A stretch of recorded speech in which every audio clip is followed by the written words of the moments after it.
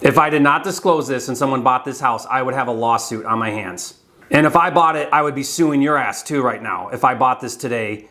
Hey, welcome back to this part 3 video series where you have had the opportunity to watch me wholesale a house from start to finish in 1 week. Or at least that was the goal. And here we are right at the finish line. Today is day 7, and by the skin of my teeth, I've got a buyer and I was about to close on the transaction, and then this deal took a turn for the worse. I'm still stunned as to what just happened. In fact, I am infuriated right now. I'm gonna tell you all about it on today's video, coming up.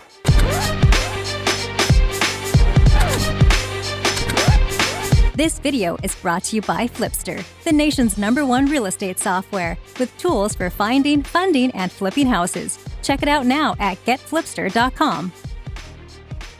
If you're new here to this channel, I'm Jerry Norton with flippingmastery.com, and this channel is all about ways to help you make money wholesaling and flipping houses so you can live your dream life. Be sure to subscribe and click the bell icon to get notified when new videos are released. Now, I hope you've been enjoying this video series. You know, it's a big risk for me to try and share the process of wholesaling as it unfolds because it may not work out and then I'm left with egg on my face. Well, this deal died right at the finish line, and after wholesaling and flipping thousands of deals over the past 16 years, what happened to me on this deal has never happened to me before. In case you missed the first 2 videos about this deal, let me recap quickly for you. We found this off-market deal in El Mirage, Arizona from a bird dog, and then during negotiations we discovered that a wholesaler had the deal for $96,000 with the seller and agreed to assign it to me for $100,000. Now, I believed I could move the deal to a cash buyer for $115,000 to $120,000, so I agreed to do the deal. Now, the catch was this wholesaler required a $3,000 non-refundable earnest money, and I only had 1 week to close. Now, given that scenario, I knew I was taking a big risk because if I couldn't procure a buyer in 1 week, I would forfeit my earnest money, and that was a risk I decided to take. And to add pressure, I started a YouTube video series to share the process. On video 2, I showed the paperwork and how I put the deal all together, and that was on day 2. So now here we are, this is video 3 in the series, and today is day 7. Right at the last minute, we found a cash buyer for $115,000, and we were about to close the deal. Title was ready, everything was looking good, and it appeared like I was gonna pull this off just in the nick of time, and then the whole thing blew up in my face. Let me explain what happened. A few days ago, I sent the deal to my hard money lender to see if they would finance the deal. I wanted to offer that option to one of my interested buyers. Sometimes when you can offer a funding solution to your cash buyers, it helps them decide to move forward with the deal. Well, he sends me a text today and says, "Are you aware that this property was on a double lot and that it was recently subdivided and now the driveway is on the adjacent lot?" I replied, "No, I had no idea." So he sent me this text. Now take a close look at this image. The edge of the house is literally right on the property line, maybe even encroaching, and clearly the driveway is on the lot to the right. I had no idea, and this is obviously a huge problem. Can you imagine trying to resell this property to a homeowner? Not only is the house not centered on the lot, but there is an issue with setbacks now since the house literally is on the property line, and now you don't even own the driveway. So upon discovering this, I'm now furious because my wholesaler obviously knew this and didn't disclose it to me. He didn't tell me this was going on. This is a major problem for whoever buys this house. It blows my mind that this wholesaler would be willing to sell me a property to make $4,000. That was his wholesale fee, $4,000. He's willing to sell me a property without disclosing this. Now in a minute, we're gonna cut to a call where I confront Randy, the wholesaler, about this, so keep watching. But he claimed the contract says as is, and it's your job to do your own due diligence. And that's true, but when you know there is a major issue such as the driveway is not on the property, and you know about that, you have a moral and ethical responsibility to disclose that information to any and all parties. Now, this is a full-time wholesaler. He told me he did 70 wholesales last year, if that's true. Without a doubt, this deal would have turned into a major lawsuit. What do you think a judge is going to say when he stands before him and the judge says, "You wholesale 70 houses a year, so you're a professional and you knew about these issues and you did not disclose them to the buyer"? Do you think the wholesaler Randy can stand up there and say, "Well, Your Honor, the contract says as is, so I didn't have to tell the buyer"? That's not how it works. I am so thankful I discovered this just in time. I immediately told my cash buyer, sorry dude, deal is off. Boundary line issues, we'll get the next one. Now, I wouldn't in a million years even think about selling this property for $1 million, let alone $4,000 to a buyer and not tell him about these issues. I wouldn't even sell the property to a buyer with full disclosure because later down the road, if a retail buyer buys this house without disclosure and doesn't know about this, I want nothing to do with this deal no matter how much you pay me. Now, this gets even uglier because not only am I pissed that I worked so hard to get a buyer and I wasted my time, but I want my frickin' $3,000 earnest money back. So now listen to the next almost 8-minute unedited conversation between me and Randy, the wholesaler, when I call him out on it and I tell him I'm canceling the contract and I want my earnest money back. Randy, this is stuff you really should have disclosed before doing this. First of all, look at my contract. You're buying as is. It's like you're a big boy. You play this game. You do. Yeah, but you knew. Listen, here's the deal. You don't want to buy it. That's fine. You lose your deposit. Well, no, I'm not going to lose my deposit. I do all my homework. Okay? Yeah, I know, but I'm not going to lose my deposit. Yeah, you will. It's because it's as is. I know, but you knew about this, and you should. But you knew. I know, but you knew. Have clear title. Yeah, I know, but you knew about this. This house, the property line is right on the edge of the house is on the property line. And it's legal. No one is going to buy this house. The way you. I already sold it to somebody. Now I'm selling it to somebody else. No one is going to buy this house. Okay, you do what you got to do. You're going to lose your deposit. I'm not worried about that piece. Okay, well, if I lose my contract. Yeah, well, you'll hear from my attorney then. You hear from wherever you want. You're buying the property as is. Yeah, but you have a fiduciary duty as an investor to disclose what you do know. And you knew that this. Dude, I'm selling you the property as is. Yeah, but you knew this was a situation that you did not tell us. If you guys did, look, I don't know what to tell you. How about the truth? How about you be honest and you say, hey, listen, this is a really screwed up lot. The driveway's in the neighbor's lot, and screwed up lot. I talked to the city. It's not. You have full access. No buyer in their right mind. Anybody could come along and say, hey, your driveway's in my property. Get out of here. The driveway, there's the worst case is you have a 3-foot setback. They're going to enforce maybe 5, and you got floppy driveway. Which makes the driveway useless. And it puts, I mean, no one's going to build on that lot either. Who wants to build on a lot where the property line is the edge of the house? 2 times. I know the lady building the lot. She's building 15 houses right now. Well, then that house is going to lose their driveway. No, they'll probably end up sharing the driveway, in all honesty. It's a 1-car driveway. City thing. But they could say 3 feet off of the edge of your house is my setback. I want that driveway out of here. I can do it. It's on my property. And now that whoever owns that house is going to have to relocate their driveway.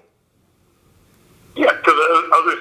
Okay, so if I disclose to a buyer, hey, right now you have a driveway, but you don't really have a driveway, and anybody who owns that lot in the future could tell you that you can't have that driveway anymore, and you have to move your driveway on the other side, and your lot, it's all screwy because your house is right on the edge of the property. It's not centered on your lot. Hey, you want to buy the house?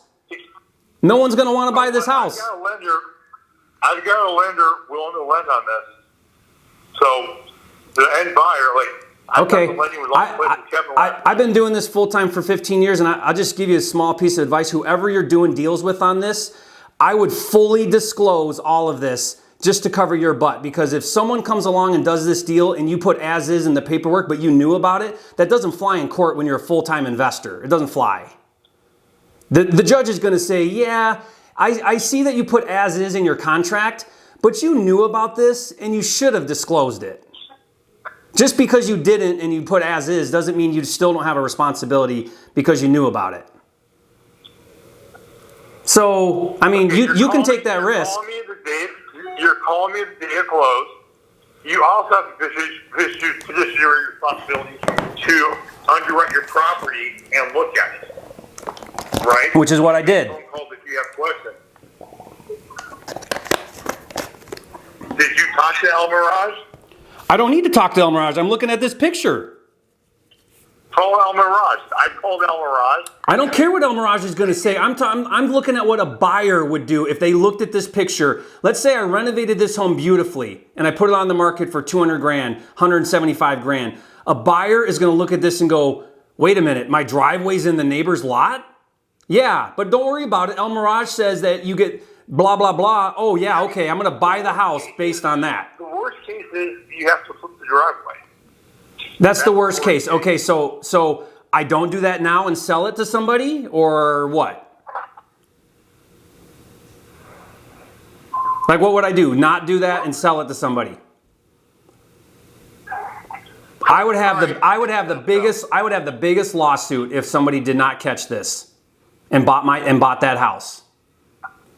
Okay. If I did not disclose this and someone bought this house, I would have a lawsuit on my hands. Okay. And if I bought it, I would be suing your ass too right now. If I bought this today. Hey, you are trying to sue me? Go right ahead. Okay. Period. I'm going to see what title says. Now I'm calling title right now and telling them, I'm going to send this to them and say, I did not know about this. I am not buying this house and I want my earnest money released.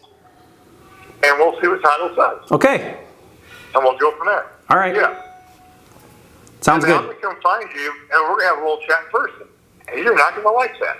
So I'm gonna find you. That's the best way to do it. All right. Sounds good. Absolutely. Okay. Thanks, Randy. Good luck scamming somebody. Good luck scamming somebody on this deal.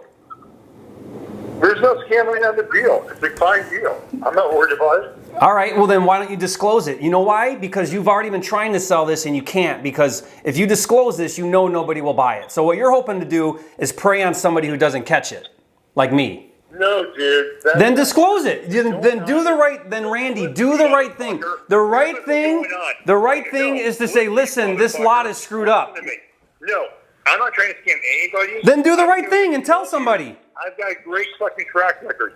I've been preoccupied with my son having cancer. That doesn't mean you can't say, hey guys, guess what? This lot is screwed up. My point is, though, is that I'm not trying to scam anybody. Life's too fucking short, and that's the last thing I'm going to do. Then disclose. Then disclose that it's screwed up. We're going to go with. Okay? Then disclose. If you're not trying to scam anybody, disclose. Don't say, oh, it says as is and I don't have a right to tell. Don't say the contract says as is and I don't have to tell you. That's called scamming. And I thought as is, I always call the city. I go down to the city and verify. But you're selling the house. But you're selling the house without disclosing. All you had to do was say, "Hey guys, I looked into it. Here's this. Here's what I found out." You've got due diligence to do on your end too. Obviously, you did zero. Period. Zero. So this morning, when you're making a phone call, like when you buy something, you got to issue your duty also yourself to go through your own due diligence. That doesn't mean you don't disclose what you know. That doesn't mean you don't disclose what you know. Let's see what title says. All right. And we'll go from there. Okay, sounds good. Are you kidding me? Can you believe he's holding the as-is position and is holding the position that he is going to keep my earnest money? It's shady wholesalers like this that ruin the industry for the rest of us.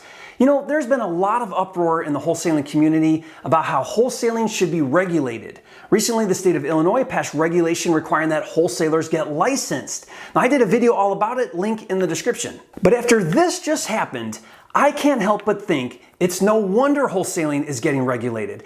Guys like Randy are running around out there knowingly doing wrong and then ruining it for the rest of us. You know, if he would have just owned up to it and agreed to release my earnest money, I probably would have just let it go, but now I feel a moral obligation to call him out, to be a voice for the wholesaling community. His name is Randolph Guzman. He goes by Randy and he also goes by Rudy. So if you're in the Phoenix market, do not do business with this guy or associate with him in any way. Immediately after hanging up with Randy, I called the title company and I explained the situation and I requested they release my $3,000 earnest money. Listen to what she advised me to do. This house has zero value the way it's situated right now on this lot. Because literally the house is on the property line, the driveway's in the neighbor's yard. Have you talked to Randy at all about Yeah, he says, well, that's your fault, as is, I'm keeping your earnest money. this? Okay, so what I'm going to need from you is an email detailing all of this, and that you want to cancel, and you're asking for your earnest money back. Uh-huh. And then I will send that over to Randy. If Randy argues and states that earnest money is non-refundable, do you want me to forward it to admin for admin to make the decision? Sure, yeah. Okay, so I sent the email stating all the facts and I requested my earnest money to be released. Now this all happened today. If you're curious if I got back my earnest money, leave a comment and ask and I'll keep you posted. But here's what's interesting. I got to talking to the title closer and she told me more dirt on this deal. Not only did Randy the wholesaler know about the situation, which he admitted when I confronted him, but he was involved in the lot split and selling the lot. I mean, this guy is neck deep in this mess. Listen to what she had to say about the deal and him. It would be different, Amy, if I was told about this up front and then I could make a decision and deal with it and agree to this and that and move forward. But Randy did not tell me this, and he should have told me this. I don't care that the contract says as is. He's a full-time investor. He should have said, hey, this lot is situated goofy on here and the driveway's not on. It's a little weird that he didn't tell you, because the assignee before you, that they never dropped earnest money, they didn't drop the earnest money because of the issue. Because they said that there was no right-of-way to the property. I didn't know about the encroachment or the lack of right-of-way to the property until the other assignee said, I'm not depositing earnest money until this is cleared up. And then in the 2 days that it took them to do whatever they did, or whatever their due diligence was, that's when Randy got your contract and then told the other assignee, you're out of the water, we're going with this one. Why would you take this risk? This is not cool. I mean, geez, over a couple $1,000 wholesale fee, you're doing all this? Sadly, he's one of the money hungry and pretends that he's a bigger, better person than he really is. So just prior to me, Randy had another assignee fall through due to the driveway and boundary line issue. Clearly he knows this is an issue and he's out there trying to scam someone. Unbelievable. So 3 lessons I hope you learned from this video. Number 1, always disclose. Never think you can withhold information that would be pertinent to a buyer's decision and justify that lack of integrity by saying the contract said as is. Now that is not honest and it won't fly in court. Lesson number 2, don't be shady. Do the right thing. No amount of money is worth selling your soul to the devil, especially $4,000. Always be honest. The wholesaling community is way too small. I've already called all of my wholesaler buddies in Phoenix and told them to steer clear of Randy Guzman. And lesson number 3, don't mess with Jerry. I will spend $10,000 in legal fees to get back my $3,000 earnest money. Now that may sound ridiculous, but it's a principle thing. So we'll see how this all goes down. Maybe I'll do another video about this deal, I don't know. If you learned something new on this video, hit that like button and leave a comment and share with me your biggest takeaway from this video series. I'd love to hear from you, and if you haven't yet, be sure to subscribe to my YouTube channel. Nobody shows wholesaling and flipping houses like this, even the ugly side. And be sure to watch this next video where I share the 6 rules to wholesale and flip houses with integrity. Watch that now, and I'll see you on the next video.